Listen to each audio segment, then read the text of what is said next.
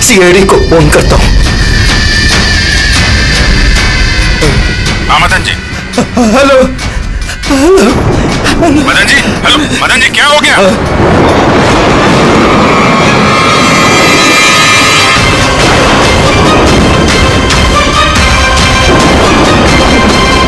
नहीं नहीं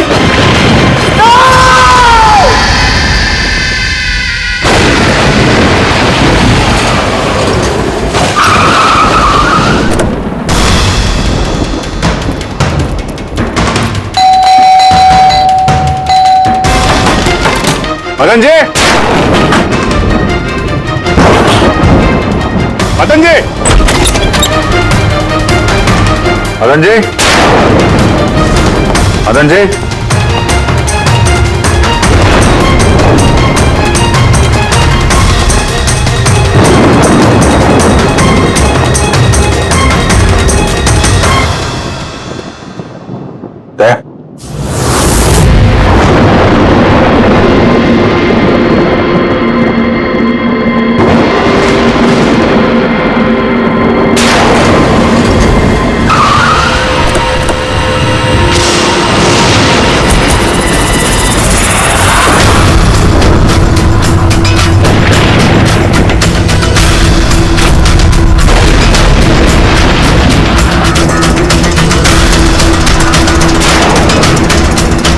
मदन जी, कौन है? कौन है?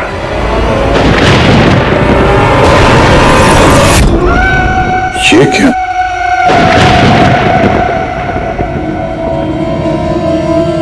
पुतला?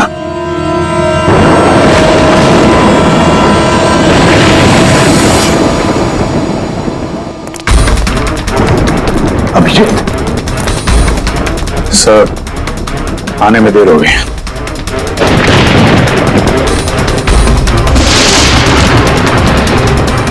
माय गॉड,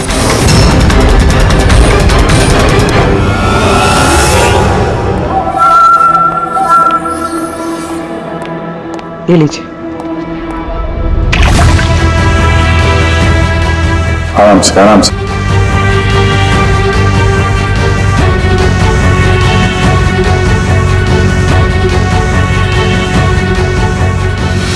मदन जी, आप ठीक तो है ना?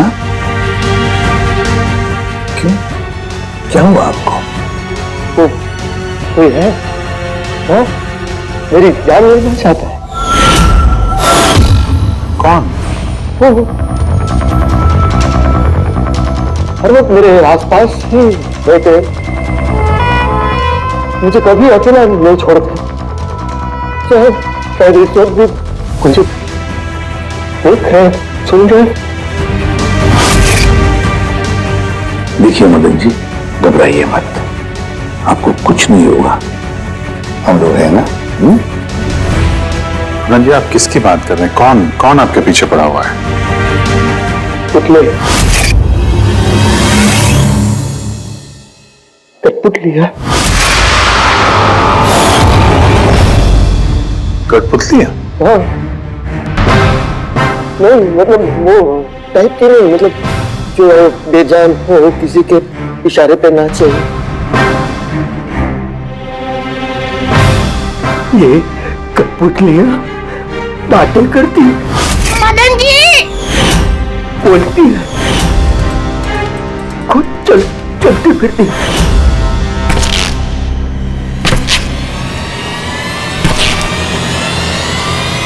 मदन जी, ओ मदन जी। बातें करने वाली कठपुतलियां। हाँ, मैं जानता हूँ आपको मेरी बात का यकीन नहीं होगा, लेकिन बात ये किसी को नहीं होगा।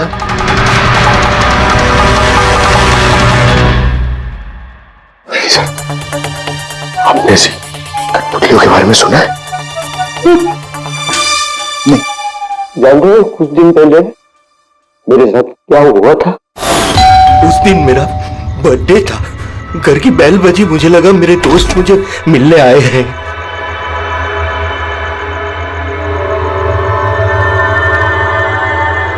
इतनी रात को किसने बेल बजाई होगी? कमाल है। मदन जी,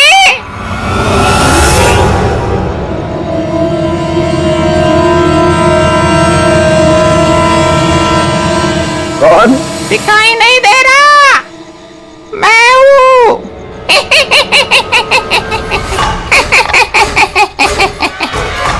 मैं ही हूँ। इतना हैरान होने की जरूरत नहीं। पता है यहाँ मैं क्यों आया हूँ? क्यों? तुम्हारी जान लेने।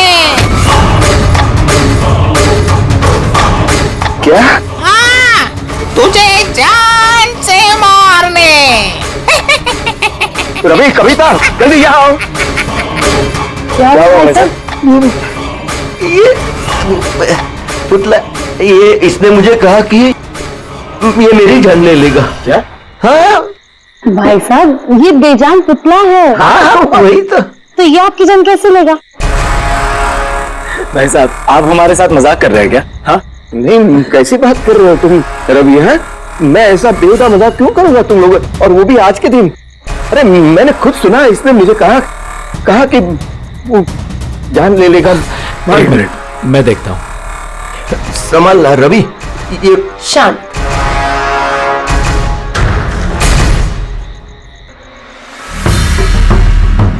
भाई साहब, लगता है शायद आपके साथ किसी ने मजाक किया है। इस लकड़ी के पुतले के अंदर किसी ने शायद स्पीकर फिट किया होगा। चेक करो, कहीं स्पीकर होगा।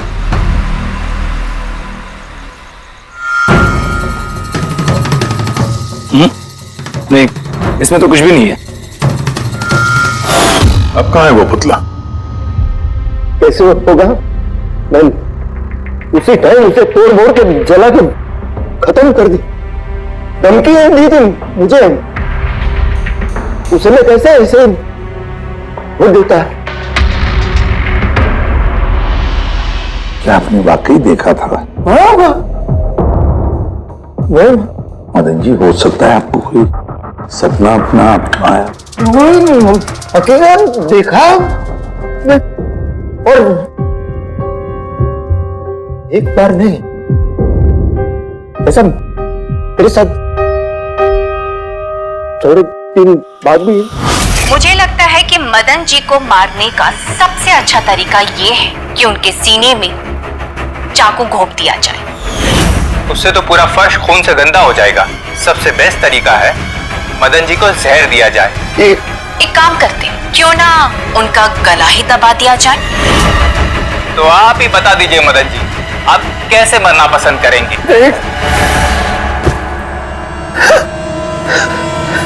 मदन जी,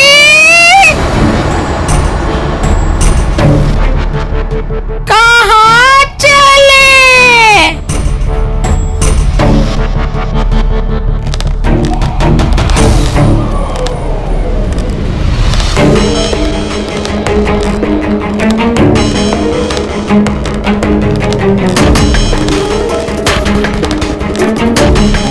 तो बताओ मदन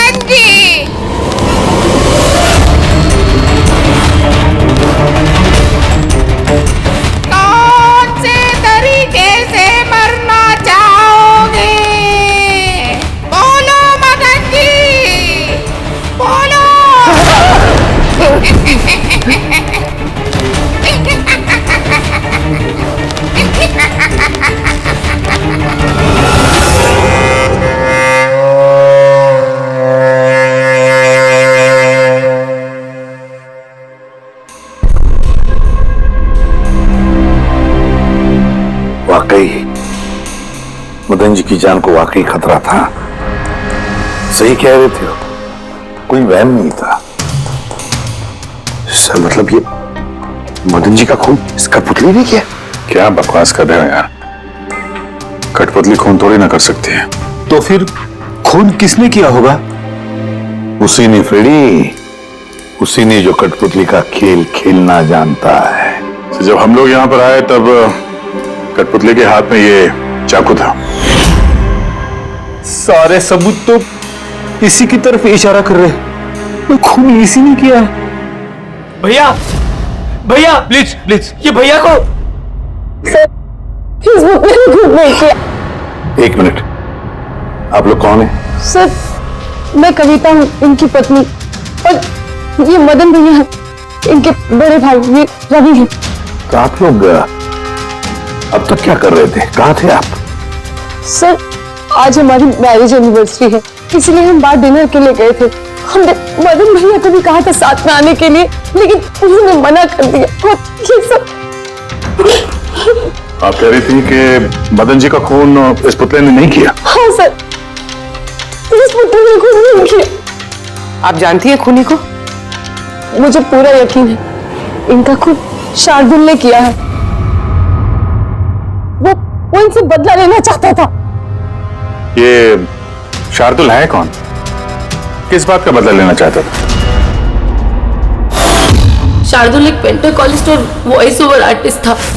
मदन भैया और रवि के बड़े भैया अंकुश भैया के बचपन का दोस्त।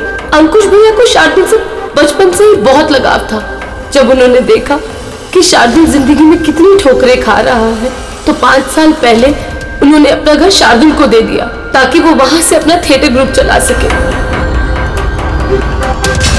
हालांकि वो लोग कभी अंकुश भैया को किराए के पैसे नहीं दे पाए, मगर अंकुश भैया को इस बात से कभी कोई तकलीफ नहीं हुई, क्योंकि वो जानते थे कि इस कला में इतने पैसे नहीं हैं।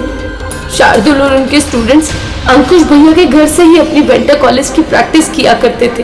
कठपुतलियों से बातें करवाने की इस कला का घंटों बैठकर रियाज किया करते थे। तो एक चीज तुम लोग अच्छे से समझ जाओ, वेंट्रिलोक्विज्म की कला आसान नहीं है, लेकिन ये इतना भी मुश्किल नहीं है। इस कला को करने की तकनीक इसके नाम में छिपी है।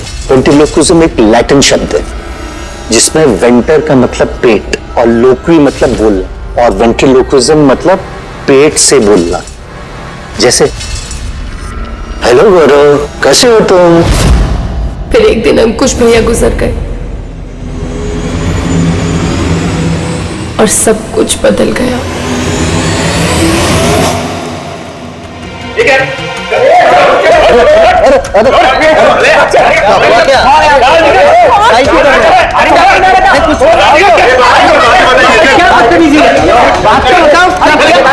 चाहिए क्या? रवि, मदन, सब क्या हो रहा है? क्या हो रहा है?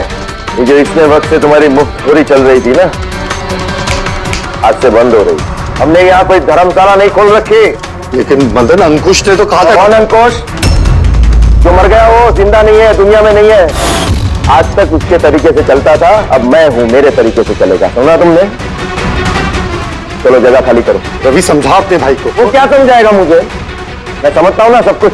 और अगर यहाँ रहना ही है तो किराया देना पड़ेगा। किराया? हाँ किराया।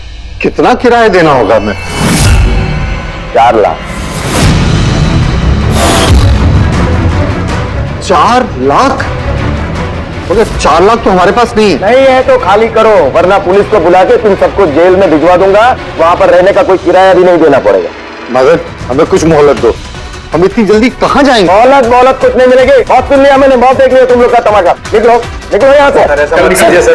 अरे एक मिनट, जब तक आज तक का तुम किराया मुझे नहीं देते, ये जो सामान तुम्हारा पड़ा है ना, और ये क्या है कठपुतलियां, वो सब मेरे कब्जे में रहेगी। अगर तुम ये भी हमसे छीन लोगे तो हम तुम्हारा किराया कैसे चुकाएंगे? वो मैं नहीं जानता। सर ऐसा मत कीजिए सर, हम आपके सारे पैसे चुका देंगे। Sir please. सर आपको ये सब बेजान कठपुतलियां लगती हैं, मगर हमारी जिंदगी बसी है इन सब में। ए भाई ट्रेजेडी किंग, ये सब तुम्हारा मेलोड्रामा है ना, मेरे अंकुश भाई के साथ चलता है, मेरे सामने नहीं। और ये क्या? ये 4 लाख रुपया कमा के देगी ये कठपुतलियां? अरे 4 लाख क्या, 4400 रुपये भी कमा के नहीं दे सकती है। जानते हो क्यों? क्योंकि ये कला खत्म हो चुकी है, जीरो। ये तुम्हारे गुरु है ना कौन, शार्दुल, उसकी तरह किसी काम की नहीं है, लूजर है लूजर ये। चले निकल निकल।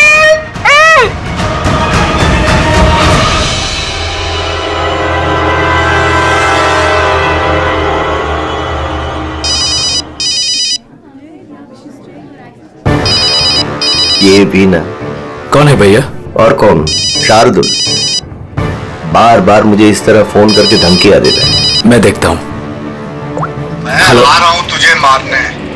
अब तेरी जिंदगी कुछ ही दिन की मेहमान है। हेलो भैया, मेरे ख्याल से हमें पुलिस के पास जाना चाहिए। पुलिस डिपार्टमेंट में मैं किसी को जानता हूँ, शायद वो हमारी मदद करे। हाँ भैया, मुझे बिल्कुल भी उम्मीद नहीं थी कि शार्दुल इतना सनकी निकलेगा। हमें पुलिस के पास जाना चाहिए। कोई फायदा नहीं। ये शार्दुल अपने मोबाइल से फोन नहीं कर रहा, कोई लैंडलाइन नंबर से कर रहा है। Landline number? मैं पता लगाता हूँ ये नंबर कहाँ का है। क्या? ये क्या बोल रहे हो तुम? हाँ सही बोल रहा हूँ। ये नंबर इस हॉस्पिटल के मॉर्ग रूम का है। शार्दुल मुझे मॉर्ग रूम से धमकी भरे फोन क्यों करेगा? इस नंबर से इन लोगों को धमकी भरा कॉल आ रहा है। कल रात को भी आया, आज सुबह भी, लगातार 3 दिनों से आ रहा है। कौन कर रहा है ये कॉल? सर, इस फोन से किसी को भी फोन करने की इजाजत नहीं है। मैं सारा दिन यहीं पे रहता हूँ, इस फोन से किसी ने भी कोई कॉल नहीं किया। तो फिर तुमने किया होगा फोन? साहब मैं क्यों फोन करूंगा? मैं तो आप लोगों को जानता भी नहीं हूँ। हाँ तो हो सकता है तुमने शार्दुल के कहने पे किया हो। क्या नाम दिया आपने? शार्दुल। शार्दुल? ये है शार्दुल, जानते हो इसे? ये आप लोगों को कैसे कॉल कर सकता है? क्यों नहीं कर सकता कॉल?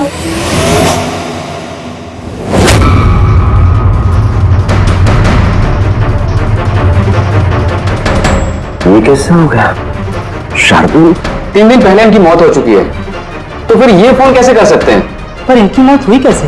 इन्होंने शराब पी रखी थी, एक कार इनको उड़ा के चली गई, मौके पे इनकी मौत हो गई। अगर ये यहाँ मरा पड़ा है तो मुझे धमकी भरे फोन कौन करता था?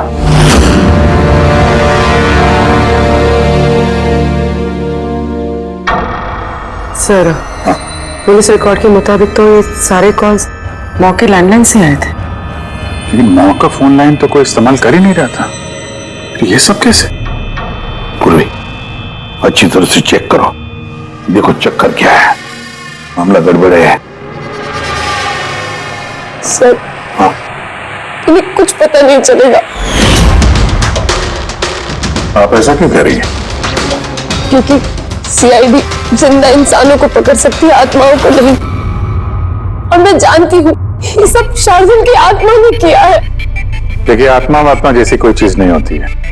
पढ़ी लिखी होने के बाद भी आप ऐसी बातें कर रही हैं। आप भी तो पढ़े लिखे, आप ही बताइए ना, एक लाश मौत से फोन कैसे कर सकती है? कैसे मदन भैया से वो कठपुतलियां बात कर सकती है? सर, आपको ये सब नॉर्मल लग रहा है? आप लोगों ने भी ऐसा कुछ अनुभव किया जैसे मदन जी ने किया था? जी सर। नहीं, हट जाओ, आज मैं तुम्हें छोड़ूंगा नहीं। बहुत परेशान किया है तुम लोगों ने मुझे, मार डालूंगा मैं, आज तुमको छोड़ूंगा नहीं। भैया, हट जाओ।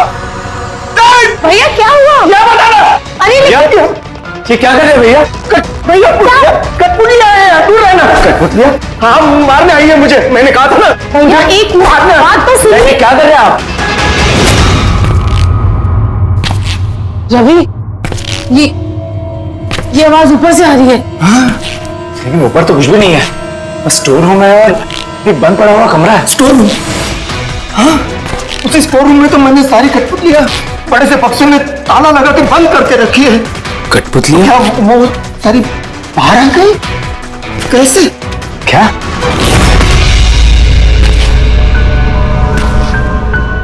भैया, आप अब डरिए मत, आइए ऊपर चलिए। रवि, लेकिन चलिए आराम से, संभल के।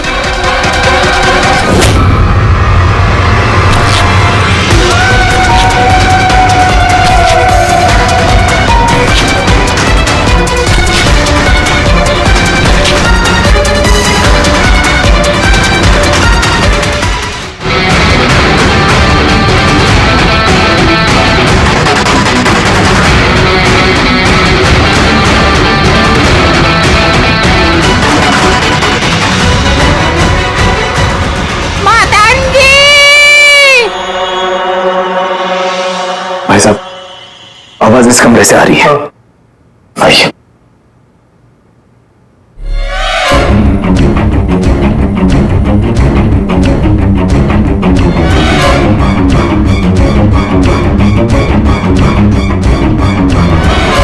मदन जी,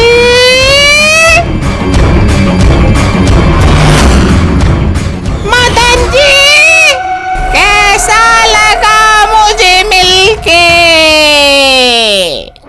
सोचा मारने से पहले मिल तो लूं।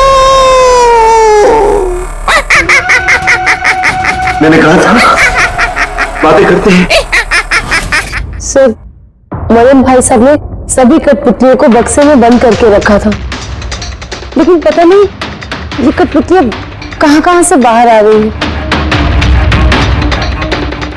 हमें वो बक्सा भी देखना है और वो कमरा भी जहां पर लोगों ने वो कठपुतली देखी थी।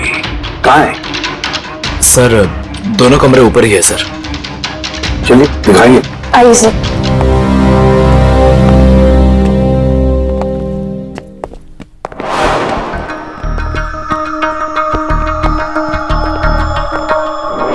सर, पैरों की आवाज हमने कॉरिडोर में सुनी थी और वो पुतला हमने यहाँ इस जगह पर देखा था सर।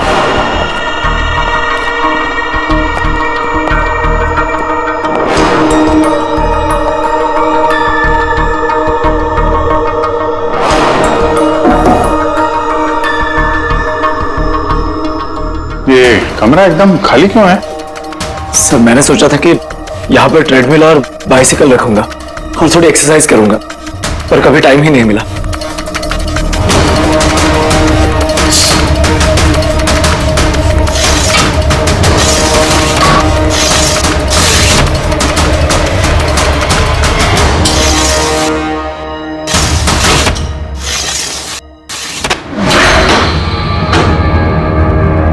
सर, ये तो बंद ही नहीं हो रहा।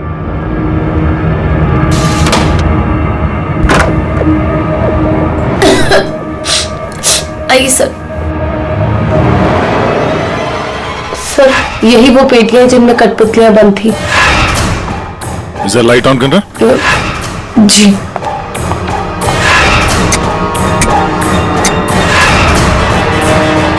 सर, ये कमरा बहुत दिन से बंद है तो शायद बल्ब खराब हो गया।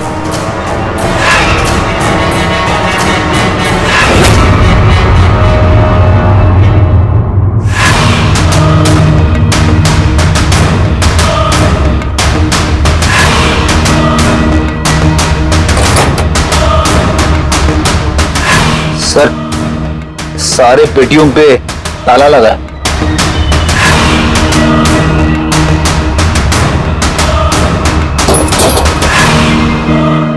मगर ये ताले मजबूत नहीं है, कोई भी इसे आसानी से खोल सकता है।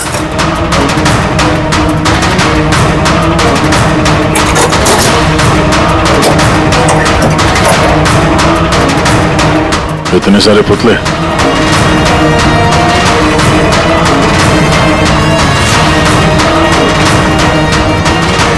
देखे जरा, इसमें कोई मैकेनिज्म फिट तो नहीं है। सर, मैं आपसे बोल तो रही हूँ, ये बात नहीं करते हैं। जरूर इसमें शार्दुल की आत्मा आकर बात करती है। अंदर कोई मैकेनिज्म या कोई स्पीकर तो है नहीं जिससे आवाज आ सके। सर, वाकई में ये सच बोल रही है। ना तो कोई मैकेनिज्म है और ना ही कोई स्पीकर, तो फिर ये कठपुतलियां बोल कैसे सकती है?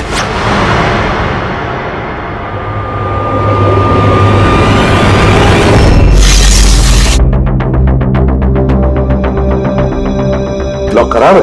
लॉक खराब है सर। यहाँ से तो कोई भी आसानी से अंदर आ सकता है। सीढ़ी वीढ़ी लगाए या बाइक वाइक लगाए तो भी आसानी से ऊपर आ सकते हैं। और जो भी कोई आसानी से इस कमरे में आ सकता है वो बक्से में बंद पड़े कठपुतलियों को उठाकर बाहर ले जाकर कहीं भी रख सकते हैं, जैसे यहाँ रखा था तुम लोगों को डराने के लिए। सर, मतलब कोई आत्मा नहीं है? अरे छोड़ो, आत्मा कभी होती ही नहीं है। ये तो वही हो सकता है जिस घर का चप्पा चप्पा जानता है, चप्पा चप्पा जानता है। और तो और कठपुतलियों के बारे में भी अच्छी मालूमात रखता है। और ये हो सकते हैं शार्दुल की स्टूडेंट्स, शार्दुल की स्टूडेंट्स, पता लगाना पड़ेगा ये शार्दुल की स्टूडेंट्स इस वक्त है कहां और कर क्या रहे हैं। हाय, मेरा नाम है फ्रीडा। मेरा नाम दीपेश। मेरा नाम है तरल। और मेरा नाम है लोचन।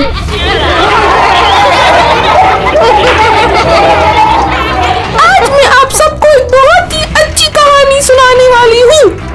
नहीं, हमेशा तुम ही क्यों सुनाओगी कहानी? अरे, तो इसमें अर्जी क्या है? हाँ, फ्रीडा, तुम्हें हमेशा सबसे अच्छा रोल चाहिए होता है। हाँ दीपेश, तुमने बिल्कुल सही कहा। मेहनत हम करते हैं और फेमस तुम होती हो। तुम्हारी कठपुतली का भी यही कहना है। सर, समझ में नहीं आ रहा सर, ये कठपुतली बात कैसे कर रही है? अरे पंकज, एक कला है आवाज बदलने की कला, इसे कहते हैं वेंट्रिकुलिज्म। बिल्कुल, बात तो यही लोग कर रहे हैं, लेकिन लगता है कि ये आवाज कठपुतली के मुंह से निकल रही है।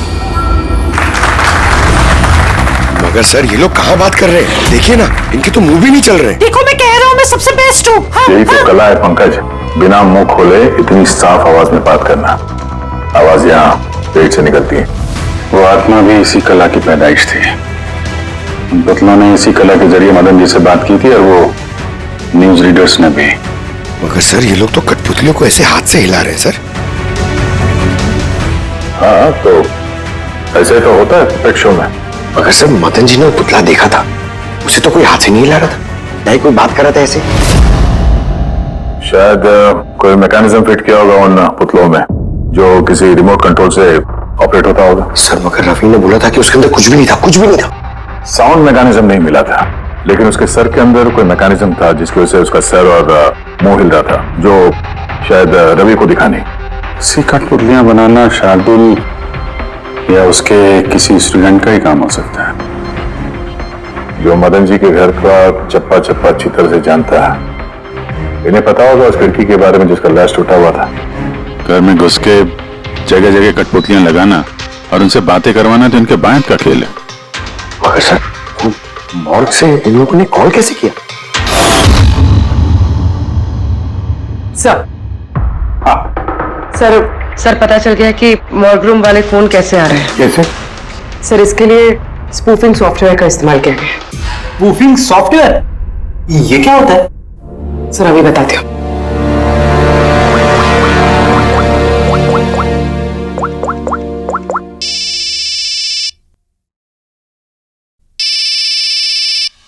अरे यार, मेरी वाइफ को भी अभी फोन करना था। हाँ? सर, मैं बिजली का बिल भरना फिर से भूल गया हूँ। शायद बिजली कट गई होगी। डांटने के लिए मुझे फोन किया होगा। फोन उठाऊं क्या? ले लो, जाओ जल्दी बात करो। हेलो, हाँ, मैं घर आने से पहले बिजली का बिल भर दूंगा। क्या फ्रेडी सर, इस बार बिजली कट ही जाएगी। अरे पूर्वी, तुमने फोन किया? मगर ये तो मेरी वाइफ का फोन नंबर है। पूर्वी, ये कैसे किया? सर, ये तो स्पूफिंग सॉफ्टवेयर का कमाल है। फोन कहीं से भी करो, नंबर वही दिखाओ जो आप चाहते हो। पूर्वी, ये सॉफ्टवेयर तुम्हें मिला कहां से? सर, साइबर यूनिट से लिया है। सर, इसकी मदद से सिर्फ नंबर ही नहीं बल्कि इंसान अपनी लोकेशन भी गलत बता सकता है। अरे बाप रे, सर ये तो बड़ा खतरनाक सॉफ्टवेयर है। हाँ, खूनी ने मॉर्ग का नंबर इसलिए चुना ताकि हमें लगे कि ये सारा चक्कर शार्दुल की आत्मा का है, शार्दुल की आत्मा का। अच्छा बच्चों, आप लोगों को ये बहुत मजा आया। अगली बार फिर मिलेंगे। बाय। संभाल के बच्चे, संभाल के। Bye bye bye. जी कहिए, क्या मैं आपकी मदद कर सकता हूं? जी हाँ, आप लोग मदद नहीं करेंगे तो और कौन करेगा? दरअसल हम ये जानना चाहते हैं कि मदन जी को डराने का प्लान आप में से किसका था? हम लोग कुछ समझे नहीं। अच्छा, तुम लोग भी नहीं समझे? हाँ? नहीं सर, अभी नहीं समझा? मैं निर्दोष हूँ। बहुत हंसी आ रही है। हाँ, एक आदमी की जान चली गई, तुम सबको बहुत हंसी आ रही है। जान?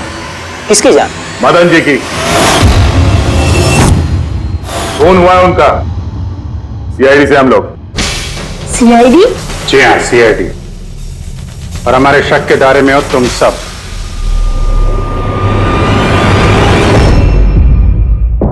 कल तुम लोग कहाँ थे? मैं कल अपने दोस्त सलोनी के घर पे था सर। आप उसके घर वालों से पूछ सकते हैं। और तुम कहाँ थे? सर मेरा मतलब लोचन और मैं एक शो के लिए गए थे पुणे। आज सुबह ही लौटे हैं हम। पुणे? कैसे गए थे पुणे? वीडियो कैप से। I have the information. आप चेक कर सकते हैं। ये लीजिए। क्या हुआ? बहुत पसीने छूट रहे हैं तुमको? हाँ? तुम कहाँ थे कल रात? सर वो मैं बताता हूँ। तुम कल रात मदन के घर में थे या नहीं? हाँ मैं वहां, लेकिन मैंने किसी को नहीं मारा। क्या करने गया था फिर वहां? हाँ? सर हम तो बस मदन को सबक सिखाना चाहते थे। जो कुछ उसने शार्दुल सर के साथ किया वो बहुत गलत किया। और हाँ, आज अगर शार्दुल सर हमारे बीच नहीं है तो वो सिर्फ एक इंसान के कारण, वो है मदन। उनके कारण ही उन्होंने दारू पीना चालू किया और वक्त से पहले गुजर गए। तो तुम लोगों ने सोचा खून के बदले खून? नहीं सर, हम बस डराना चाहते थे। गौरव का प्लान था ये। हाँ सर, गौरव ने कल रात मुझे फोन करके बुलाया था तकरीबन 11:30-12 बजे के आसपास, लेकिन मैं थोड़ा लेट हो गया और 12:30 बजे पहुंचा।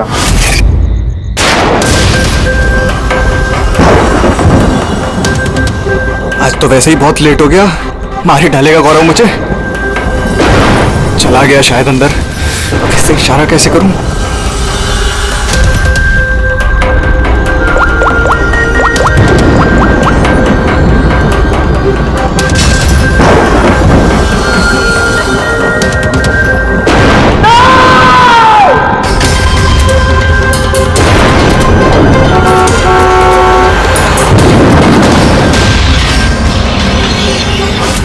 गड़बड़ तो हुई ना? मदन जी का खून हुआ रात में। सर मेरा इस खून से कोई लेना देना नहीं है। और गौरव का? सर ये तो गौरव ही बता सकता है ना। ठीक है, बुलाओ गौरव को। कहाँ है वो? गौरव तो फिलहाल गोवा में। गोवा? गोवा किस लिए? सर ये पता नहीं। उसको बचाने की कोशिश मत करना, वरना खुद बच जाओगे, समझे? नहीं सर, ऐसी बात नहीं है। कल रात को जब मैंने उसे फोन किया तो उसका फोन बंद आ रहा था। आज सुबह उसका मैसेज आया मेरे पास। मैसेज? इधर सुन। कल रात कुछ ऐसा हुआ जो नहीं होना चाहिए था। मैं गोवा पहुंच गया हूं कुछ दिन छुपने के लिए। लेकिन ये गोवा पहुंचा कब और कैसे? जब हम लोग क्राइम सीन पे पहुंचे तो वो वहां पे था नहीं। हाँ, अगर हम मान भी ले कि जब हम लोग वहां पर पहुंचे उससे ठीक पहले वो वहां से निकला था, तो वो गोवा कैसे पहुंच सकता है? खून हुआ रात के 1 बजे, उसके बाद हम लोग वहां पहुंचे और रात को कोई फ्लाइट तो है नहीं गोवा जाने वाली। सर अगर फ्लाइट से नहीं और बस से या फिर गाड़ी से गया हो तो? नहीं पंकज, ड्राइव करके गोवा पहुंचने में कम से कम 12 घंटे लगते हैं और ये मैसेज आया है सुबह 9 बजे। मतलब गोवा पहुंचने से पहले ही उसने मैसेज कर दिया कि वो गोवा पहुंच चुका है। पंकज जरा पता करो गौरव के मोबाइल की लास्ट लोकेशन क्या थी। नंबर देना गौरव का। ओके जी, thank you thank you. Sir Gaurav का आखिरी लोकेशन मदन जी का बंगलो ही था और कल रात 11:30 बजे उसका फोन बंद हुआ है। 11:30? Hello, thank you sir. Gaurav Kumar नाम का कोई भी आदमी गोवा के किसी भी फ्लाइट में नहीं था, ना आज सुबह ना कल रात को। और तो और सर ये किसी भी एयरपोर्ट के सीसीटीवी फुटेज में भी दिखाई नहीं दिया। मतलब अपना शक सही निकला, गौरव यही है उसने या फिर किसी और ने उसके फोन से ये मैसेज भेजा है कि वो गोवा गया है। लेकिन सर कोई ऐसा करेगा क्यों? वो तो अभी पता नहीं है फ्रेडी, लेकिन एक बात समझ में नहीं आ रही। गौरव जी को मदन जी को मारना था तो वो कभी भी मार सकता था, ये डराने का ड्रामा क्यों? ये चारों लोग मिलकर ये जो कठपुतली का गेम खेल रहे थे, और तो और जब उसने मदन जी को मारा तो इसके बारे में अपने दोस्तों को बताया भी नहीं। यहाँ पे कुछ पेच है। इसका एक ही मतलब है बॉस, या तो गौरव को हड़बड़ी में मदन जी को मारना पड़ा जब वो पकड़ा गया, या फिर खूनी गौरव नहीं कोई और ही है। सर अगर खूनी कोई और है तो फिर ये गौरव कहाँ है? हो सकता है खूनी ने गौरव को मार के उसे गायब कर दिया और हमारे सामने ऐसे सबूत डाल दिए जिससे हमें ये लगे कि वो हमसे छुप रहा है, गोवा में है वो। ये लॉक टूटा हुआ है। इसी खिड़की से गौरव और उसके साथी अंदर आते थे मदन जी को डराने के लिए। अगर ये गौरव कल रात यहाँ पे आया था और उसके बाद से गायब है तो हो सकता है उसके साथ जो कुछ भी हुआ यही हुआ। अगर यहाँ उसके साथ कुछ हुआ है तो कुछ ना कुछ ट्रेसेस तो मिलने चाहिए। लुमिनल टेस्ट करके देखते हैं। पूरी सर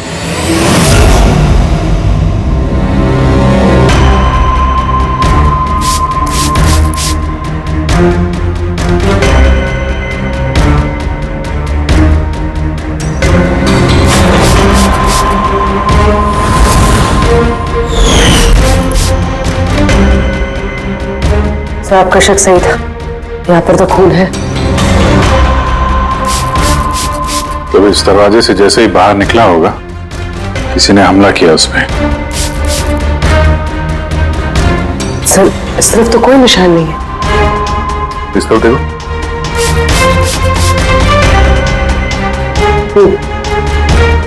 आगे देखो।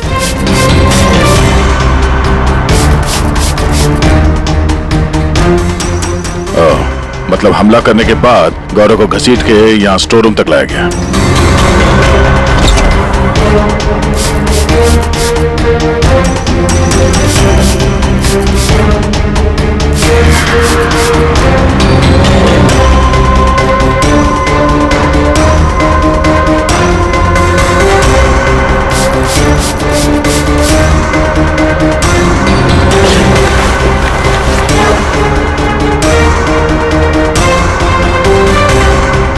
सर खून की बूंदें तो यहाँ तक है, मतलब गौरव को यहीं पर। और हम लोग यहाँ पर आए और हमें पता भी नहीं चला। और अब यहाँ से गायब। लगता है अब बॉडी को ठिकाने लगा रहे होंगे इस घर के लोग।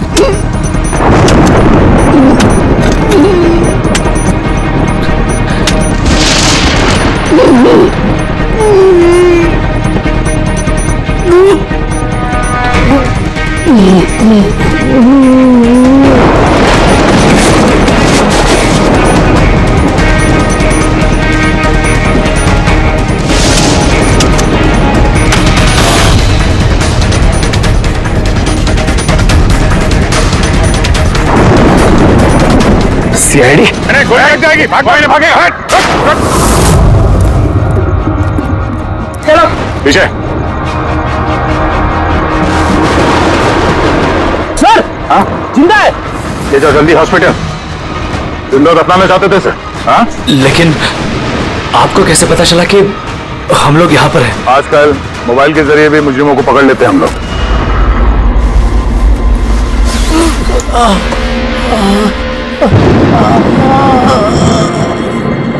चल मान लेके जाओ जल्दी। आजा।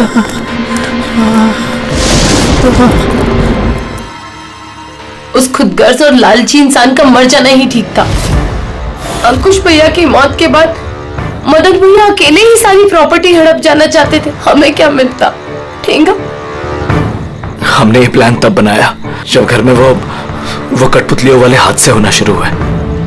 हम जानते थे सर कि कोई आत्मा का चक्कर नहीं है, इसीलिए हम एक रात जागे ताकि इस कठपुतली के राज से पर्दाफाश कर सके। और फिर तुम लोगों ने गौरव को पकड़ लिया। हाँ।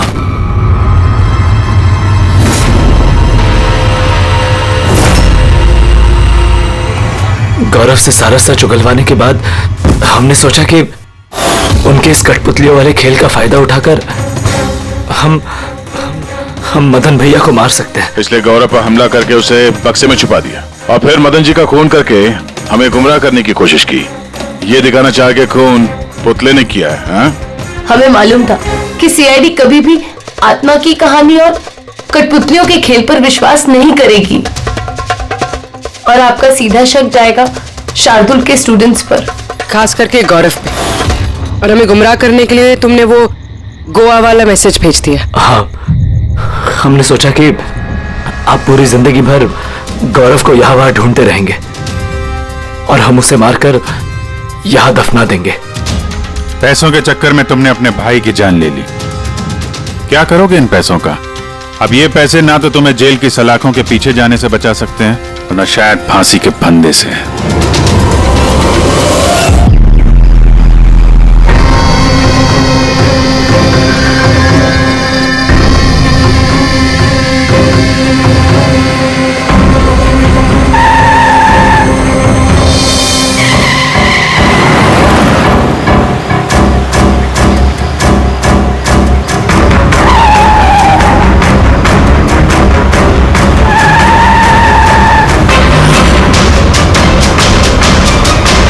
चलती गाड़ी में सोना अच्छी बात नहीं है।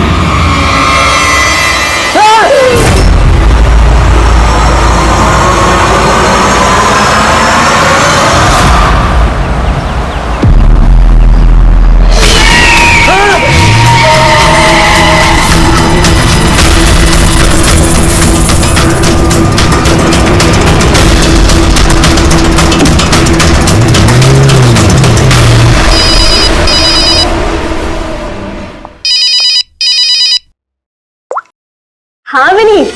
लीला help me, Leela please help me Leela. क्या हो गया विनीत, तुम इतनी टेंशन में क्यों लग रहे हो? लीला ये लोग मुझे मार डालेंगे लीला। कौन मार डालेगा विनीत, तुम किसकी बातें कर रहे हो? लीला आई थिंक मैं लाइफ में कभी तुमसे नहीं मिल पाऊंगा लीला। विनीत बकवास बंद करो। कहाँ पे हो तुम, मुझे अपनी एग्जैक्ट लोकेशन बताओ। मैं सेबेस्टियन रोड पे हूँ, पुराने पोस्ट ऑफिस के पास। विनीत एक काम करो, तुम वहीं पे रुको, मैं टैक्सी लेके अभी वहीं पे तुम्हें लेने आती हूँ। हेलो लीला। हेलो विनीत, तुम ठीक हो? फोन को भी हेलो लीला। ये फोन को भी अभी कटना था।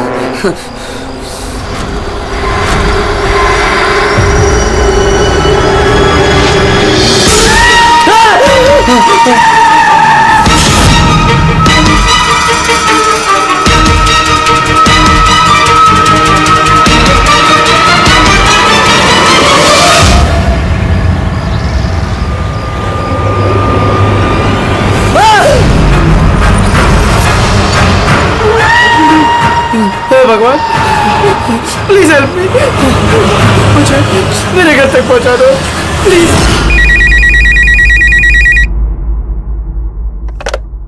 Hello CID bureau. Hello ma'am, ma'am please मेरी मदद कीजिए। मैम मेरे पति इस वक्त बहुत बड़ी मुसीबत में है। क्या सब क्या हुआ आपके पति को? मैम उनकी जान खतरे में है, वो मुझे मारना चाहता है। मैम प्लीज उन्हें बचा लीजिए प्लीज। क्या वो इस वक्त आपके साथ है? नहीं मैम, वो इस वक्त अपनी गाड़ी में है। वो सेबेस्टियन रोड के पास जो पुराने वाला पोस्ट ऑफिस है वहाँ पे है। अच्छा सुनिए मैम, देखिए हमारे 2 ऑफिसर्स उसी एरिया में हैं। आप हमें आपकी गाड़ी का डिटेल दीजिए। व्हाइट बैक्स्टर है और गाड़ी का नंबर है 2536। मैम आप उन्हें बचा तो लेंगे ना? आप फिक्र मत कीजिए, आपके पति को कुछ नहीं होगा। ओके पूर्वी, अभिजीत को फोन करो, उसे गाड़ी की डिटेल्स दे दो और उससे बोलो कि अर्जेंट है।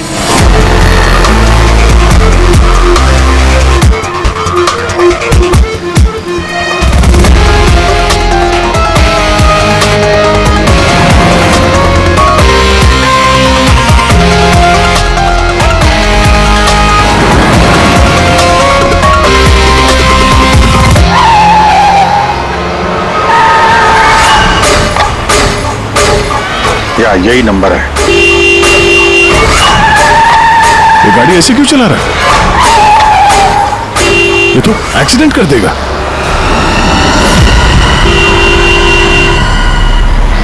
मुझे माफ कर दो, मुझे माफ कर दो, मैं मरना नहीं चाहता, मुझे माफ कर दो। किससे बातें कर रहा है? गाड़ी में तो कोई नहीं है। अरे विनीत किससे बात कर रहा है? गाड़ी में कोई नहीं है। अंधे हो तुम लोग, तुम्हें दिखाई नहीं दे रहा? इतने सारे लोग मुझे बुला रहे हैं। कर क्या रहा है ये? मुझे माफ कर दो, मैं मरना नहीं चाहता। पागल हो गया लगता है। विनीत विनीत विनीत, तुम्हारी जान को खतरा हो सकता है, रुक जाओ।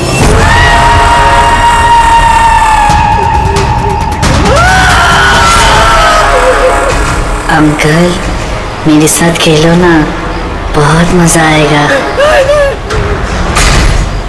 विनीत गाड़ी रोको, साइड में लगाओ।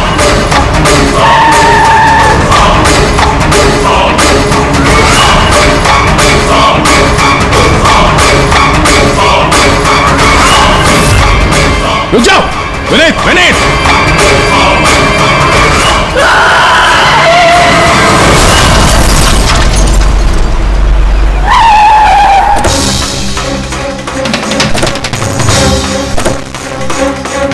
विनीत?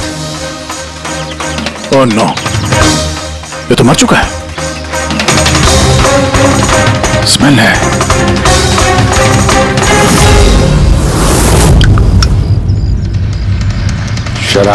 शराब पी के गाड़ी चला रहा था, लेकिन ये गाड़ी में बात कैसे कर रहा था? शराब के नशे में बड़बड़ा रहा होगा। शराब पी के तो यही होता है, एक्सीडेंट। आपने तो मुझसे वादा किया था ना कि विनीत को कुछ नहीं होगा, तो ये क्या हो गया? देखिए मैडम, अगर उनकी जान को किसी और से खतरा होता तो हम उन्हें जरूर बचा लेते, लेकिन वो तो खुद ही शराब पी के गाड़ी चला रहे थे। आप तो जानती है कितना खतरनाक है। नहीं, उनकी जान खुद उनकी वजह से नहीं गई है, बल्कि उन लोगों की वजह से गई है जो इतने दिनों से उन्हें परेशान कर रहे थे। कौन लोग? सुबह शाम सोते जागते हर वक्त वो उन्हें सताते रहते थे। वो इतना ज्यादा परेशान हो गए थे कि उन्होंने अपने बिजनेस पे भी पूरी तरह से ध्यान देना बंद कर दिया था। किन लोगों की बात कर रही हैं आप? जरा साफ साफ बताइए। मैम, विनीत की मौत हमारे सामने हुई थी और उस वक्त कार में उसके अलावा और कोई भी नहीं था, तो उसकी मौत का दोष आप किसी और को कैसे दे सकती हैं? क्योंकि उनका खून हुआ है। मर्डर है ये, मर्डर। मर्डर हुआ है?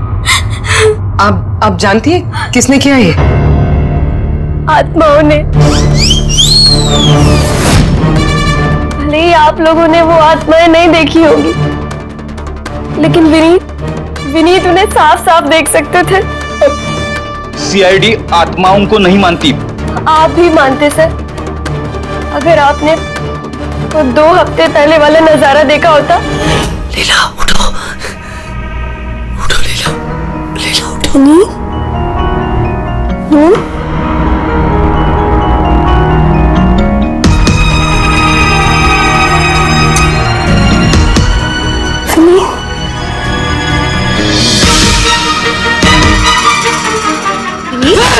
लीला, क्या विनीत?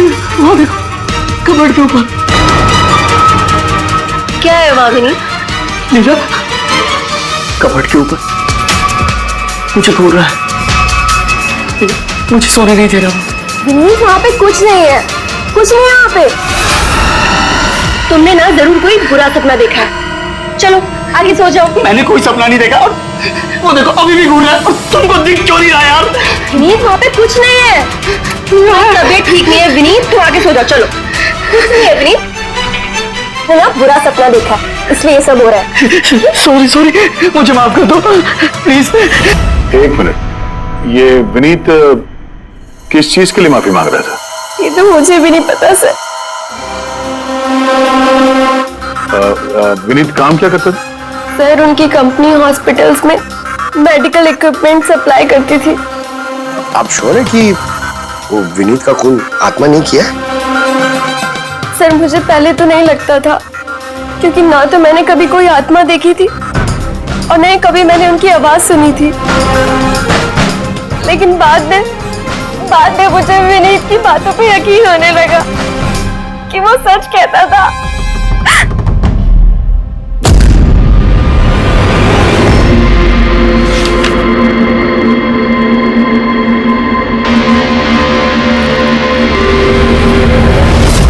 हाँ बॉस, इसकी मौत की एक ही वजह नजर आ रही है, इसके सर पर लगी हुई चोट जो इसे एक्सीडेंट के दौरान लगी।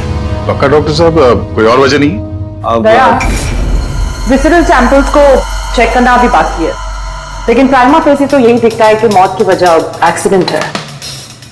तो बॉस, इसके खून में हमें अल्कोहल की बहुत ज्यादा मात्रा मिली, मुझे लगता है उसी की वजह से इसे हेलुसिनेशन होने लगे और इसने टक्कर मार दी। मतलब ये खून का मामला नहीं है। हम फ्यूनरल के लिए बॉडी को लौटा सकते हैं, अगर कुछ डाउट हुआ तो विसरल सैंपल से पता लग जाएगा। पता नहीं सर क्यों अभी मुझे ऐसा लग रहा है कि ये केस उतना सीधा नहीं है, क्योंकि जब हमने लीला से पूछा कि ये विनीत किससे माफी मांग रहा था तो वो बात को टाल गई। हम लोग भी फ्यूनरल में जाएं क्या? वहाँ रिलेटिव भी होंगे, फ्रेंड्स भी होंगे, बहुत सारे लोग होंगे, देखते हैं कुछ पता चलता है। जाओ, जरूर जाओ फ्यूनरल में।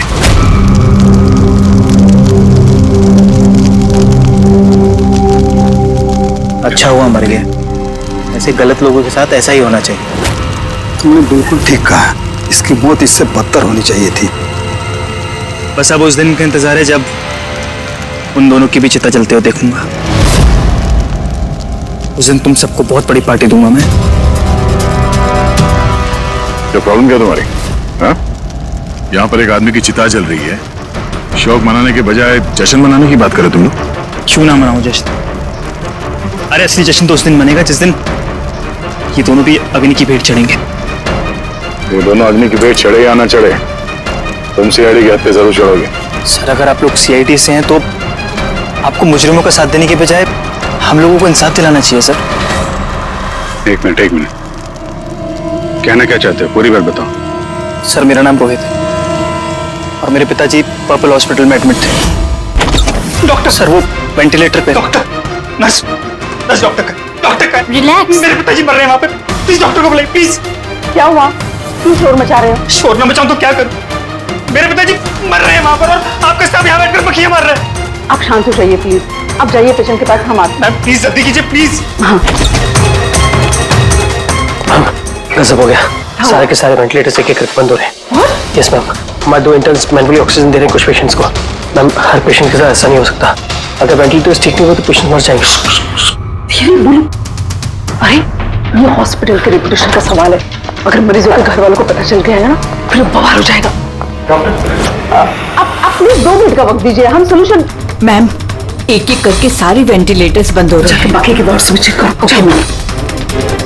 अरे वो सप्लाई विनीत को फोन करो ना, वो ही अभी कुछ कर सकता है। बस टेंशन लेने की जरूरत। डॉक्टर महक हुआ क्या है ये सब? सर वेंटिलेटर बंद हो गए सारे। आप प्लीज शांत रहिए, मैं बात करती हूँ ना। सर एक एक करके सारे वेंटिलेटर्स बंद हो गए। क्या ऐसे कैसे हो सकता है? तो किसी हॉस्पिटल में फोन करो ना, वहां से मंगवाओ। अरे राजा फोन लगाओ और मैं एक काम करूँ, टेक्नीशियन जो यहाँ पर है उसको बुलाओ। राजा क्या हो गया तुम्हें? तुम्हें सुनाई नहीं देता सर क्या आप कह रहे हैं? आप लोग क्या डिस्कशन में टाइम वेस्ट कर रहे हैं? मेरे पिताजी मर जाएंगे वहाँ पर। प्लीज जल्दी आइए प्लीज। बस आते ही है please. Ma'am very bad news, 2 patients की जान चली गई है, 5 पेशेंट्स बहुत क्रिटिकल कंडीशन में हैं। सर अगर आज हम लोगों का परिवार हमारे साथ नहीं है तो उसके जिम्मेदार सिर्फ और सिर्फ ये 3 लोग हैं, विनीत, महक और राजा। ये विनीत तो इक्विपमेंट सप्लाई करता था ना? जी सर। और ये महक राजा? सर जिस दिन ये हादसा हुआ उस दिन महक डॉक्टर इंचार्ज थी और राजा हॉस्पिटल का एडमिन संभालता था। ये सिर्फ राजा और महक आए हॉस्पिटल से या और लोग भी आए वहां के? आए ना सर, वो हेड नर्स परिणीता, वो शेखर जो कि मेंटेनेंस में, और वो डॉक्टर केदार इस हॉस्पिटल के मालिक। ठीक है, अभी शांत हो जाओ। हम इस मामले के तह तक जाएंगे। अगर तुम्हारे पिताजी के साथ नाइंसाफी हुई है तो उन्हें इंसाफ जरूर मिलेगा।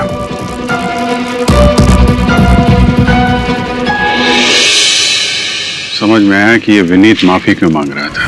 मुझे माफ कर दो, मैं मरना नहीं चाहता, मुझे माफ कर दो। और ये भी समझ में आ रहा है कि विनीत की मौत से इतने लोग खुश क्यों हैं। यानी विनीत की मौत का जिम्मेदार कोई भी हो सकता है। अब विनीत के बाद खूनी का अगला निशाना ये महक और राजा हो सकते हैं।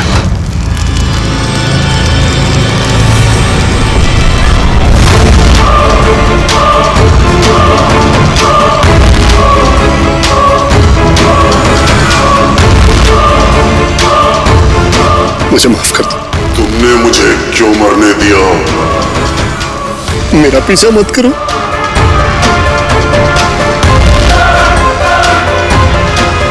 ये बात किससे कर रहा है? मेरा पीछा मत करो। उन्हीं काल्पनिक लोगों से जिससे विनीत बात कर रहा था। शायद तू मुझे बचा सकती थी, जो मरने दिया मुझे। मरने के लिए तैयार हो जाओ।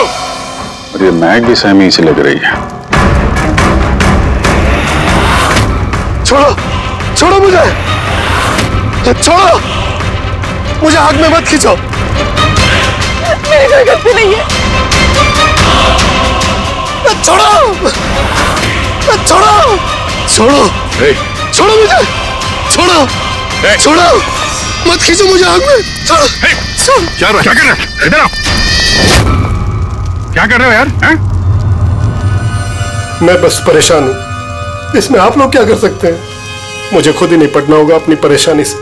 आप इधर आओ, थोड़ा दूर हट जाओ इधर से। तो बहुत सारे लोग हैं जो विनीत की मौत की खबर सुनकर खुश हो गए हैं। हाँ सर, और अब वो महक और राजा की मौत की खबर सुनना चाहते हैं। राजा और महक, इनका बर्ताव भी कुछ नॉर्मल नहीं लग रहा था सर। काफी डरे डरे से लग रहे थे, विनीत की तरह।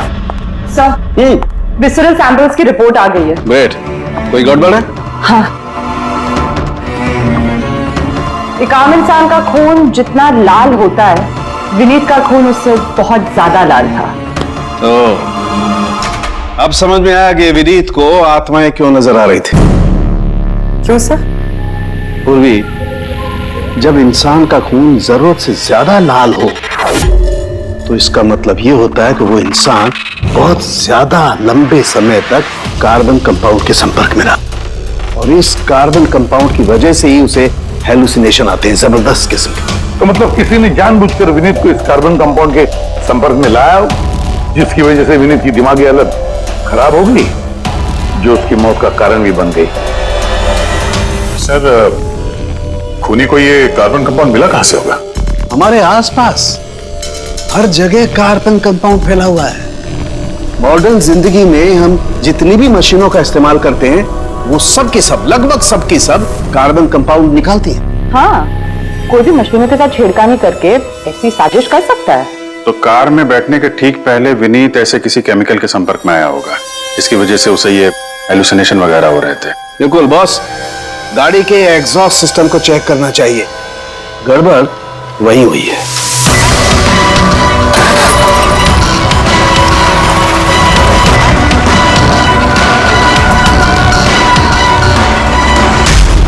सालों के सर तो सही बोले थे सर, इसमें से तो केमिकल भर भर के आ रहा है। एक बात तो पक्की है पंकज, आत्मा कोई नहीं थी। हाँ सर, इसका मतलब अब खूनी के निशाने पे दो लोग हैं, राजा और महक।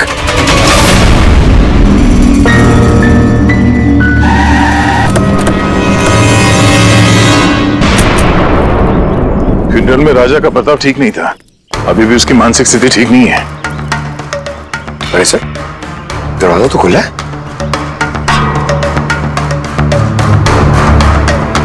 ये खूनी राजा तक पहुंच तो नहीं गया? ये क्या माहौल है? कैंडल्स,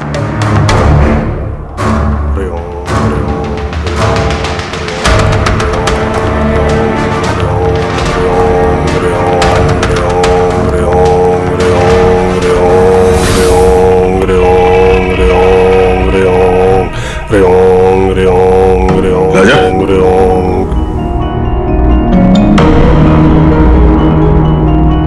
आप ठीक हो? कौन है आप लोग? सीआईडी। विनीत के अंतिम संस्कार में मिले थे हम लोग, तुम आग में कूदने वाले थे, हमने तुम्हें रोका था, भूल गए? अब आप लोगों को मुझे रोकने या बचाने की जरूरत नहीं पड़ेगी। जब तक विनीत का खूनी पकड़ा नहीं जाता, तुम्हारी जान को भी खतरा है।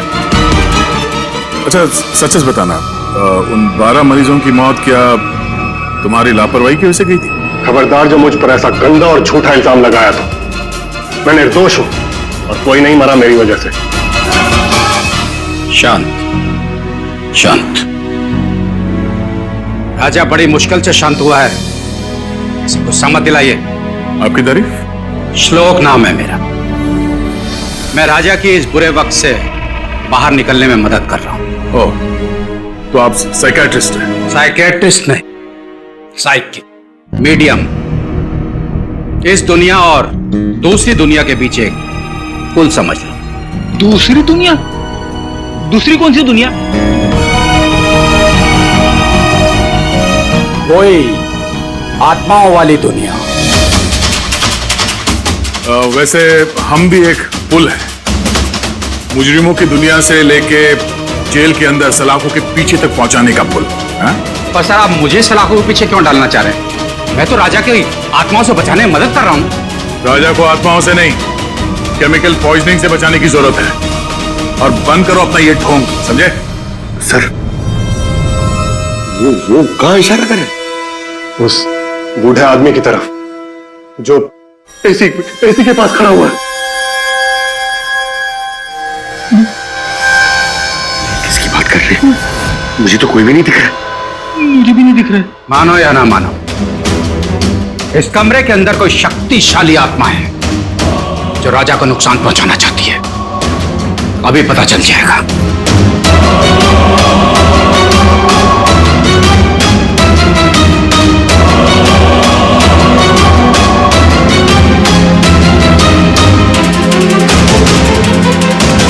मीटर से आत्मा दिखेंगे?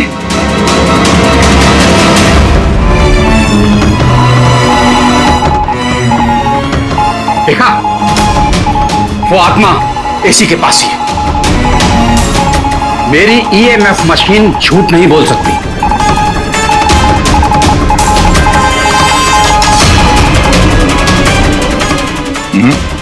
और हमारा भी ये मीटर गलत नहीं हो सकता, समझे? रेडी? लगता है राजा को कार्बन कंपाउंड का असर उसकी गाड़ी से ही हुआ है। एक काम करो, ये मीटर ले जाओ, उसकी कार चेक करो। रेडी? पंकज,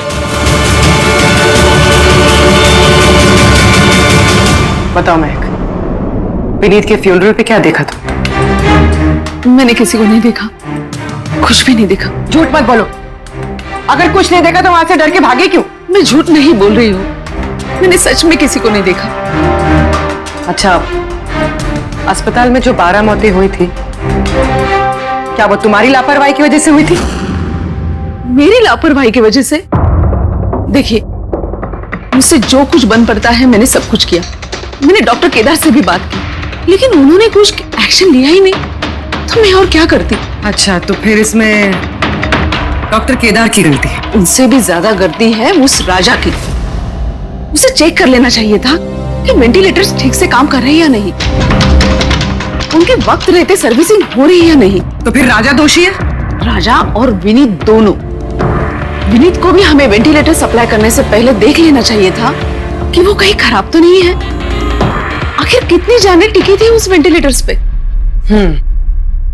लगता है राजा और विनीत के लिए तुम्हारे अंदर काफी कड़वाहट है। विनीत की मौत से तो बहुत खुश होगी तुम। ये कैसी बातें कर रही है आप? बिल्कुल भी नहीं। मैं एक डॉक्टर हूँ और मेरा काम पेशेंट्स की जान बचाना है। किसी की मौत से मैं कैसे खुश हो सकती हूँ?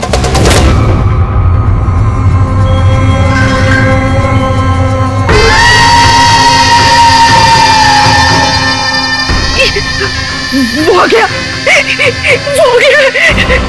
वो देखिए, लेकिन यहाँ तो कोई नहीं।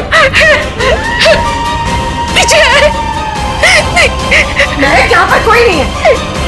देखो, तुम घबराओ मत। जब तक मैं हूं तुम्हें कुछ नहीं होगा। हाँ?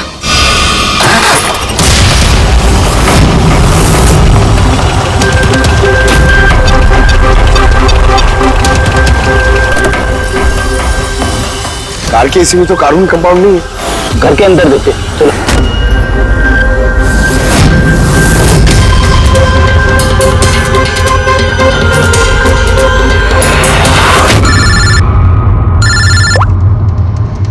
हाँ पूर्वी, महक के घर पे कोई केमिकल नहीं मिला? ठीक है, जब तक वो खूनी पकड़ा नहीं जाता तुम उसके साथ ही रहो, ठीक है? सर, हाँ?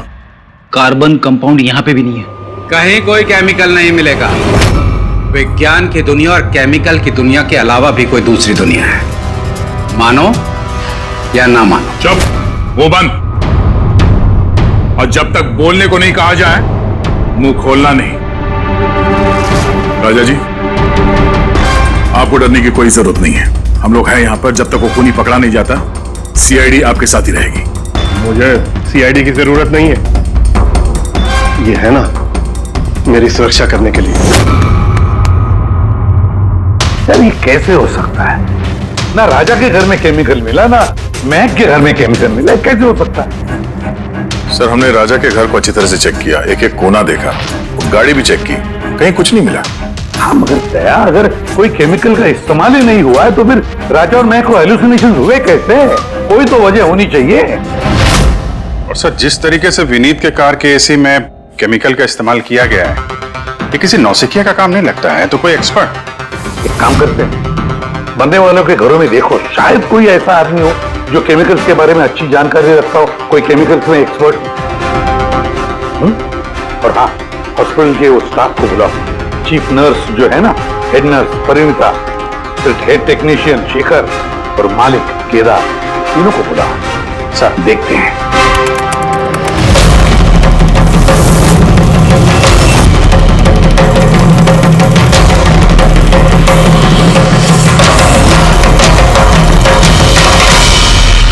तुम्हारा नाम शेखर है? Yes sir. हॉस्पिटल के हेड मैकेनिक, मेन टेक्नीशियन, मतलब हॉस्पिटल में जब भी किसी मशीनरी में प्रॉब्लम्स आ जाते तो पहले तुम्हें पता चलता है। जी हाँ सर।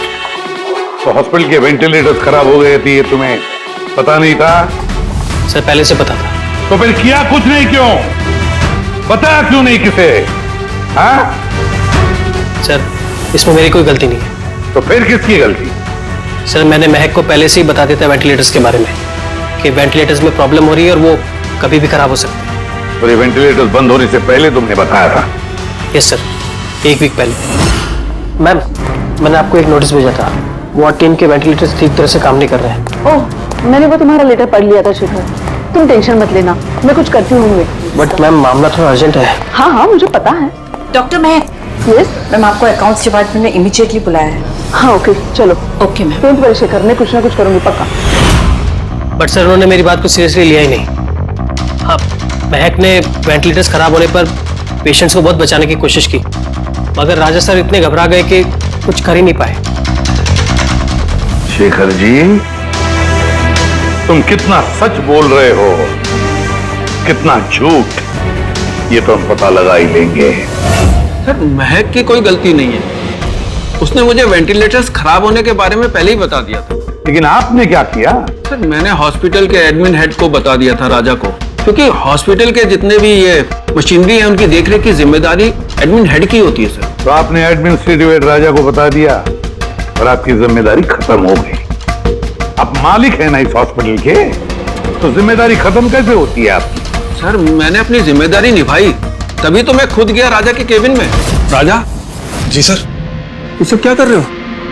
अरे ये सब जरूरी नहीं है, इतने सारे मरीजों की सांसें वेंटिलेटर के भरोसे चल रही हैं, तुम यहाँ बैठे हो, अरे कुछ करो ना। जी सर, मैं अभी सप्लायर से बात करके वेंटिलेटर बदलवा देता हूँ। प्लीज प्लीज जल्दी करो। जी सर मुझे समझ में नहीं आ रहा कि उन्होंने वेंटिलेटर्स बदलवाए क्यों नहीं। मैं हैरान हूं सर, कोई भी केदार जी पे उंगली उठा नहीं रहा है। हर कोई राजा, विनीत और महक के पीछे पड़ा हुआ है। वही तो, हॉस्पिटल के मालिक है ना केदार जी, तो पूरी की पूरी जिम्मेदारी भी केदार जी तुम्हारी है। लेकिन सर अब मैं खुद जाके तो रिपेयर नहीं कर सकता ना वेंटिलेटर्स। सर मेरा काम है कि कंसर्न डिपार्टमेंट को इन्फॉर्म करना, और सर वो मैंने कर दिया।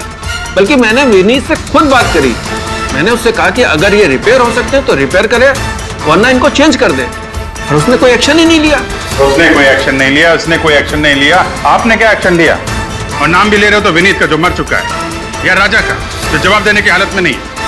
सर जो सच था वो मैंने आपको बता दिया, अब वो मानना ना मानना सर आपके हाथ में है। परिणीता। जी सर। हॉस्पिटल की हेड नर्स, तो तुम हॉस्पिटल के बारे में सब कुछ जानती होंगी? जी सर। तो फिर अब सच सच बताओ, ये जो कुछ भी हुआ है किसकी लापरवाही से हुआ है? बताओ जल्दी। हाँ सर, बताती हूँ। मेरे साथ धोखाधड़ी करने की कोशिश मत करना राजा। और हाँ, अगर मशीनों में कोई फिजिकल डैमेज है वो वारंटी में नहीं आता। अगर तुमको नए वेंटिलेटर चाहिए तो पूरी कॉस्ट पे करनी होगी, समझा? मैंने तुमसे घटिया इंसान आज तक अपनी जिंदगी में नहीं देखा। अब ना तो हमारा हॉस्पिटल तुमसे कोई सामान लेगा और ना ही शहर का कोई दूसरा हॉस्पिटल। सुनो, ये धमकी किसी और को देना। जानता नहीं तुझे मैं कौन हूं। जो करना है कर ले।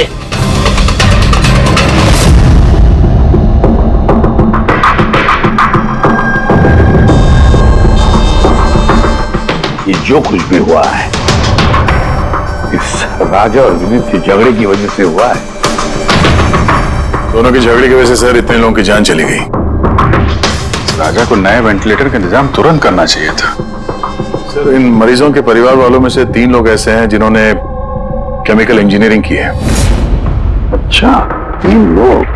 तो फिर उनकी कुंडली निकालो, देखते हैं।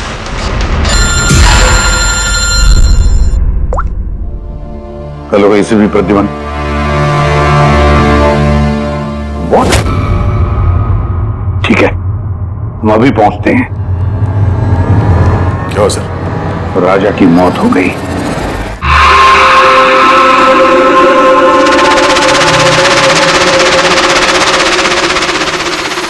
दया, मौत तो उसकी सर पे चोट लगने की वजह से हुई। लगता है छत से कूद गया है। जरूर हेलुसिनेशंस इतने भारी पड़ गए होंगे कि दिल मिलाकर राजा ने ऊपर से छलांग लगा दी। और तुम ख्याल रखने वाले थे ना इसका? ये ख्याल रखा तुमने? हाँ? सर, राजा तो एकदम शांत तरीके से हो गया था। मुझे क्या पता था कि अचानक उठ जाएगा और खुदकुशी कर लेगा। जिस वक्त ये सब हुआ तुम कहाँ थे? सर, मैं दूसरे कमरे में सो रहा था, तभी मुझे राजा के जोर जोर से चीखने की आवाज सुनाई दी। मुझे इन आत्माओं को नहीं झेलना, मुझे इसे निजात चाहिए, आजादी चाहिए। और जब तक मैं इसके पास पहुंचता, ये छत से कूद गया साहब। वाह, क्या बात है। राजा को अकेले छोड़कर तुम घोड़े बेच के सो रहे थे? हाँ? मैंने तो कमर कस ली थी कि नहीं सोऊंगा, पर न जाने कैसे नींद आ गई। जरूर मुझे उन आत्माओं ने सुला दिया होगा। आप ये देखिए सर, मीटर की रीडिंग भी कितनी बढ़ गई है। मुझे मेरी तबीयत भी कुछ कमजोर लग रही है सर। अगर दोबारा ये मीटर दिखा दिया ना मुझे तो याद रख। एक मिनट दया, 1 मिनट भाई, जरा मीटर देना मुझे। ये लीजिए। ये मीटर मैं रख लेता हूँ। हाँ? तुम्हें लौटा दूंगा बाद में। जी सर, पर दे दीजिएगा। हाँ, जरूर दे दूंगा। अभी एक काम करो, अभी तुम घर जाके थोड़ा आराम करो। थक गए हो ना, बहुत कमजोरी होगी तुम्हें। हाँ? जी सर। बराबर सोए नहीं, जाओ आराम करो। ये क्या डॉक्टर साहब, उसे जाने दिया और ये मीटर रख लिया? दया, ये मीटर जो है ना, ये बड़े काम की चीज है।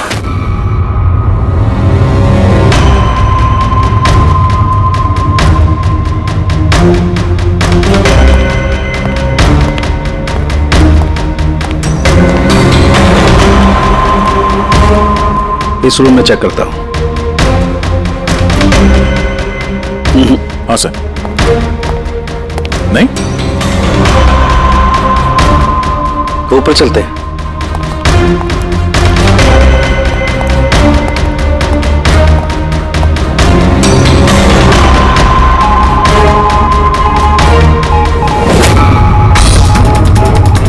इस रूम के साथ आराम से। ये नीडल तो जंगली घोड़े की तरह भाग रहा है। माय गॉड, हम यहाँ पर ऐसे नहीं खड़े रह सकते दया। हमें प्रोटेक्टिव गियर्स पहनने पड़ेंगे। Protective gears? वो किस लिए सर? अरे अपनी सुरक्षा के लिए।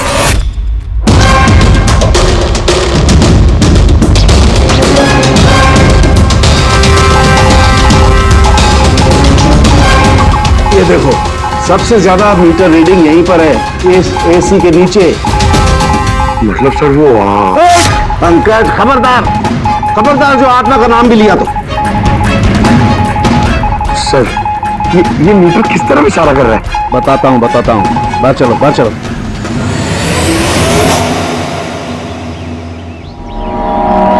देखा दया, ये है EMF, इलेक्ट्रोमैग्नेटिक फील्ड डिटेक्ट करता है ये।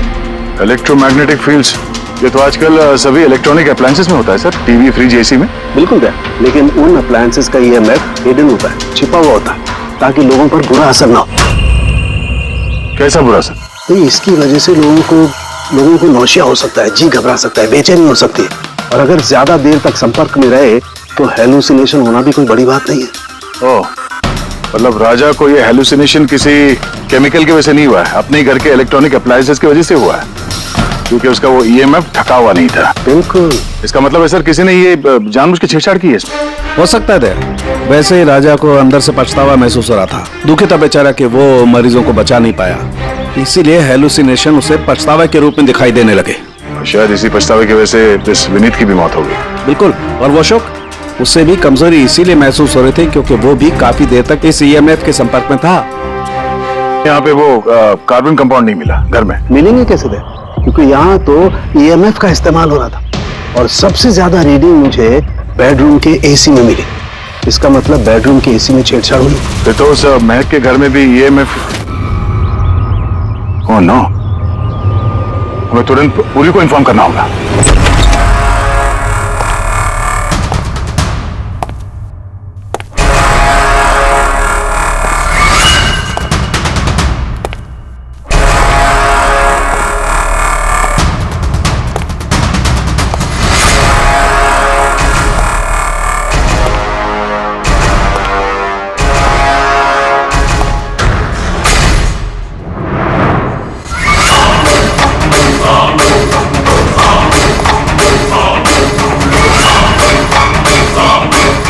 जान लेकर चैन नहीं पड़ा तुम्हें,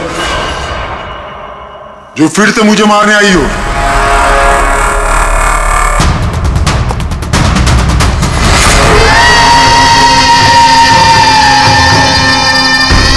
तुम? मैंने तुम्हें सेल्फ डिफेंस में मारा था और वैसे भी तुम एक मुजरिम हो। क्या मुजरिम के घर परिवार नहीं होते? तुम्हारी वजह से मेरी बेटी अनाथ हो गई और ये खून देख रही हो, सब तुम्हारी वजह से। आज मैं तुम्हें नहीं छोड़ूंगा। देखो मेरे पास मत आना, मैं मार दूंगा। आज मैं तुम्हें नहीं छोड़ूंगा। मेरे पास मत आना, मैं कहती हूँ मार दूंगी। मैं कहती हूँ मेरे पास मत आना, मार दूंगी। क्या कर रही हो तुम? छोड़ो से। सवाल आदमी क्या? सर यहाँ पे सर रोकिए इसे, ये मुझे मारना चाहती है। पहले यहाँ से बाहर निकली, जल्दी आउट ऑफ हियर प्लीज, जल्दी फास्ट। ये हैं वो 3 लोग जिनका संबंध केमिकल इंजीनियरिंग से है। सुहास, दीपक और किशोर। खूनी इनमें से कोई भी हो सकता है। नहीं अभिजीत, कार के एसी में केमिकल फिक्स करना अलग बात है और इलेक्ट्रोमैग्नेटिक फील्ड को इतनी होशियारी के साथ इस्तेमाल करना अलग बात है। मुझे लगता है ये कोई ऐसा आदमी है जिसे साइंस की, मेडिकल साइंस की बहुत अच्छी जानकारी है, या तो कोई डॉक्टर या कोई साइंटिस्ट। जिसने भी किया उसने पूरा बंदोबस्त किया था इस इलेक्ट्रोमैग्नेटिक फील्ड का कि ये महक और राजा दोनों कायम के लिए उस ईएमएफ के असर में रहे हैं। हो सकता है जब ये दोनों हॉस्पिटल में अपना काम कर रहे थे तब भी ये ईएमएफ वहां पर प्रेजेंट था। तो फिर सर शायद हॉस्पिटल के किसी मशीन के साथ भी छेड़छाड़ की गई होगी। बिल्कुल दया, बिल्कुल। और ये करने वाला वही है, हॉस्पिटल का अंदर वाला। तो ये वो जगह है जहाँ पे महक और राजा बैठा करते थे? जी हाँ। और कौन कौन आ जा सकता था इस कमरे में? सर सिर्फ स्टाफ वालों को अंदर जाने की परमिशन थी, वो भी अगर कोई काम हो तो। मतलब बाहर का कोई आदमी यहाँ नहीं आ सकता? नहीं सर, यहाँ तक कि मरीजों को भी अंदर जाने की इजाजत नहीं थी। उसका मतलब तो ये हुआ कि स्टाफ का ही कोई है, मतलब आप में से कोई एक खूनी है।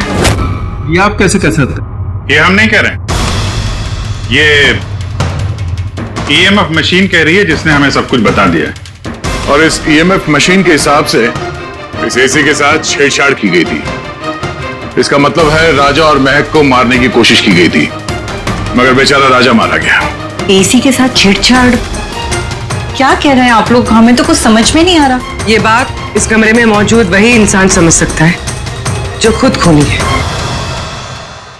और वो आज यहाँ एक प्रोटेक्टिव गियर पहन के आया है ताकि इलेक्ट्रोमैग्नेटिक फ्रीक्वेंसी से उसे कोई नुकसान ना हो। क्यों? कौन है वो?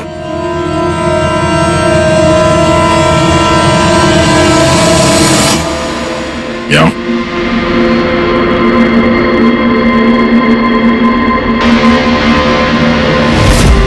फैशन सेंस तो बहुत अच्छा है तुम्हारा शेखर। कपड़े के अंदर ये सुरक्षा कवच। तुम्हारे सारे पत्ते खुल चुके हैं शेखर। हमने तुम्हारे बारे में सब कुछ पता लगा लिया है।